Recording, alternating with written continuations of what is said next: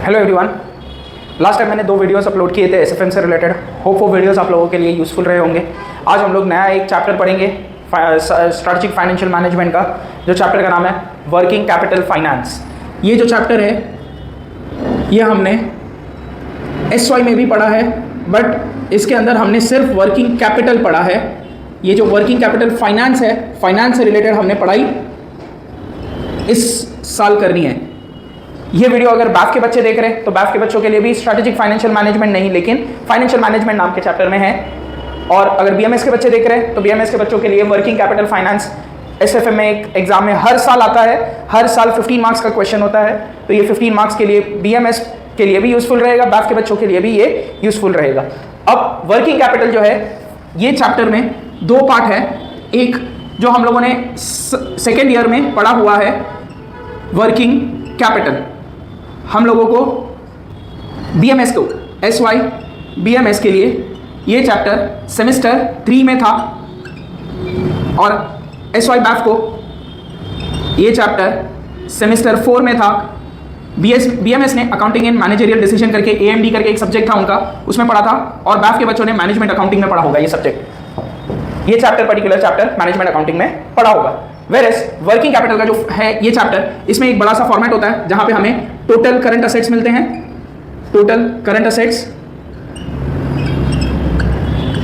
Minus हमारे जो total current liabilities होते हैं, ये असेट्स माइनस लायबिलिटीज करने पे हमें नेट वर्किंग कैपिटल मिलता है।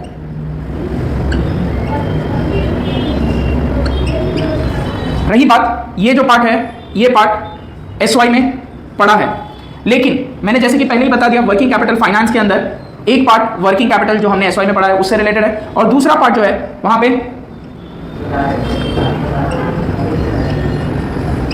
टंडन कमेटी के बेस पे 3 टाइप्स के वैल्यूएशंस करने होते हैं। तो वो वैल्यूएशंस कैसे करना है, क्या करना है, उसके बारे में ये मैं वीडियो में ज्यादा फोकस करूंगा। ये जो वर्किंग कैपिटल का जो फॉर्मेट है, ये फॉर्मेट मैं यहाँ पे आप लोगों को पहले लिख के बताता हूँ, एक्सप्लेन कर दूंगा।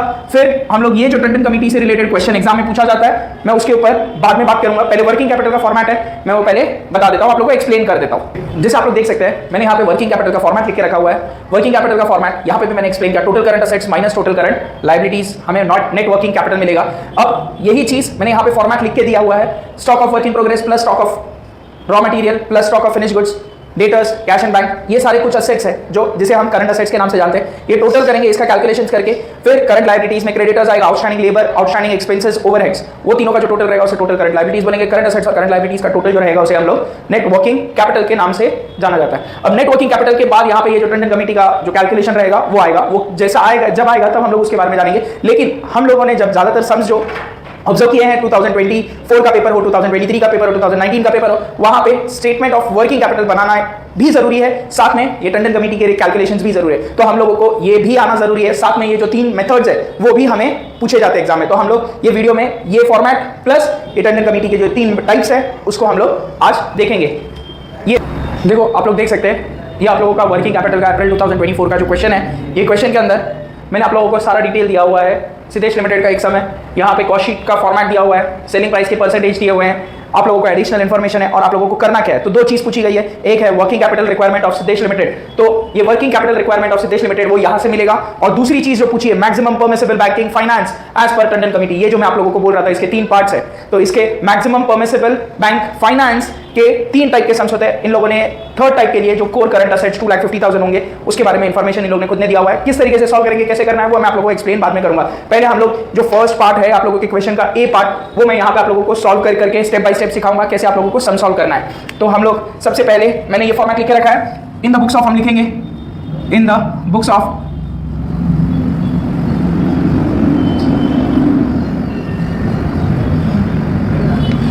Siddhesh limited statement of working capital किस तरीके से कैलकुलेशन होगा।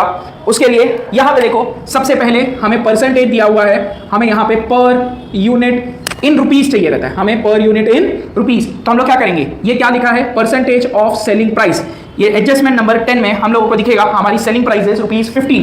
तो 15 का 40% निकालेंगे, 15 का 40% इज 6, फिर 15 का 30%, 15 का 20%, 15 का 90%, 15 का 10%, 15 का 100% निकाल के हम लोगों को वो पर यूनिट मिलेगा। तो हम लोग 15 का 30% निकालने पे ₹4.50 20% इज 3, ये तीनों का टोटल आएगा 13.5, फिर 15 का 10% is 1.5 and selling price 100% that is 15। इस तरीके से हमें पर यूनिट का रुपीस मिल गया। ये हमारा वर्किंग पार्ट होता है, ये हम लोगों को रफ में कहीं पे भी आप लोग आंसर शीट में कर सकते हो। अब हम लोग स्टेप बाय स्टेप पूरा सम किस तरीके से करेंगे वो मैं आप लोगों को एक्सप्लेन करता हूं। एक ये था जो काफी इंपॉर्टेंट था, सेलिंग प्राइस, और दूसरा जो सबसे इंपॉर्टेंट है ये पार्ट है हमारा सेलिंग यूनिट्स या यूनिट्स प्रोड्यूस्ड, जो कि 1,20,000 है। अब उसी के यूज पे हम लोग किस तरीके से पूरा सम सॉल्व करेंगे। हम लोग यहाँ पे वर्किंग में सबसे पहले 1,20,000 डिवाइडेड बाय हमारा stock of raw material months में दिया हुआ है, तो हम लोग क्या करेंगे, ये मंथ्स की वजह से इसको डिवाइड बाय 12 करेंगे, मल्टीप्लाइड बाय ये हम लोगों ने क्या किया है, हम लोगों ने यूनिट प्रोड्यूस या sold divided by number of months multiplied by हमारा स्टॉक कितने महीने के लिए रहता है, हमारा रॉ मटेरियल का स्टॉक 1 महीने के लिए रहता है, तो इनटू 1 मल्टीप्लाइड बाय हम लोग किस चीज का स्टॉक का वैल्यू निकाल रहे हैं, तो रॉ मटेरियल का। तो रॉ मटेरियल का per unit cost is 6 rupees, तो हम लोग यहाँ पे कैलकुलेशन 6 रुपीज के हिसाब से करेंगे।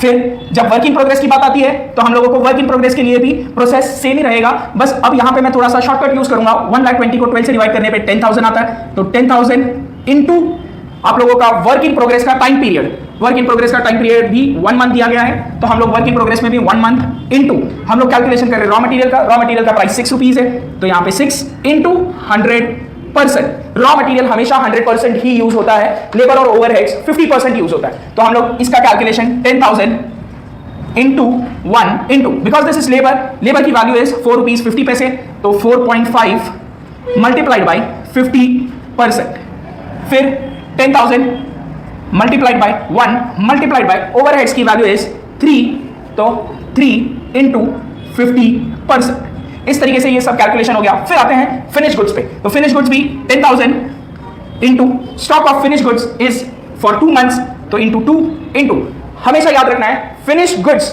Are always calculated on cost. Finish goods हमेशा कॉस्ट प्राइस पे कैलकुलेट होता है, ये हमें ध्यान में रखना है। तो हमारा ये जो टोटल कॉस्ट आया, टोटल कॉस्ट पे कैलकुलेशन होगा, तो टोटल कॉस्ट इज 13 रुपीज 50 पैसे, तो हम लोग 13.5 से कैलकुलेशन करेंगे। फिर डेटर्स की बात आई, तो डेटर्स 10,000 इनटू डेटर्स के लिए हम लोगों का टाइम पीरियड कितना दिया गया है 2 मंथ्स, तो वो भी 2 multiplied by debtors are the person to whom we have sold the goods, ये हमारे फाइनल कंज्यूमर्स है। फाइनल कंज्यूमर्स के लिए हमेशा सेलिंग प्राइस लेनी रहेगी, तो हम लोग यहाँ पे 15 लिखेंगे।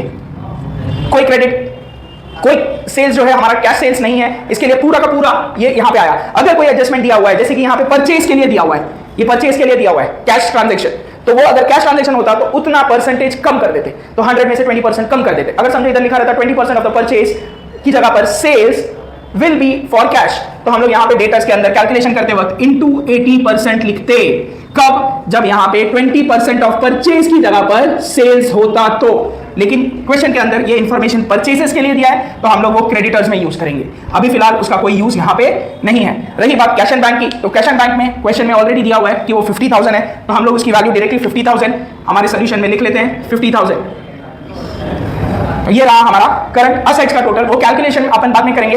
मैं आप लोगों को पहले ये वर्किंग बता रहा हूं जो ग्रीन पेन से किया हुआ है। सिमिलरली क्रेडिटर्स, जब क्रेडिटर्स की बात आएगी तो भी 10,000 मल्टीप्लाइड बाय हमारे क्रेडिटर्स, आप लोग क्लियर देख सकते हो, credit period allowed by supplier for raw material, तो we have creditors for raw material, तो हम लोगों को यहाँ पे रॉ मटेरियल का प्राइस लेना है और मंथ लेना है 1 मंथ, तो इनटू 1 इनटू हमारा रॉ मटेरियल का पर यूनिट इज 6। जैसे कि मैंने अभी ये डेटर्स के लिए समझाया था, 20% of the purchases are cash, तो 80% आर ऑन क्रेडिट, तो यहाँ पे 80% आएगा। फिर लेबर एंड ओवरहेड्स के लिए same 10,000 into labour time lag in payment of wages is 1 month, तो इनटू 1 मल्टीप्लाइड बाय लेबर का चार्जेस इज 4 रुपीज 50 पैसे। सिमिलरली ओवरहेड्स के लिए 10,000 इनटू 1 इनटू 3, ओवरहेड्स का cost per unit is 3।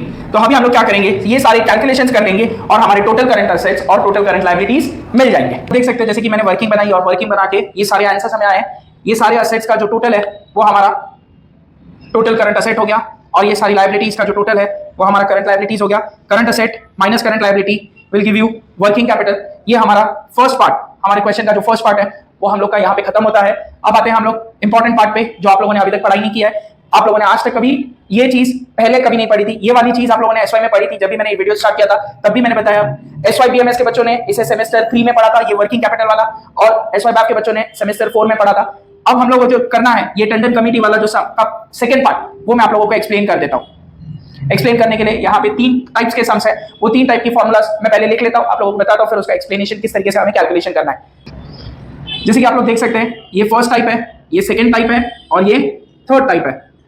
75% of current asset minus current liability. क्या करना है हमारा current asset minus current liability, 75% of current asset minus current liability जो कि 6,54,500 आया है, उसका 75% लिखेंगे, वो हमारा फर्स्ट पार्ट हो जाएगा।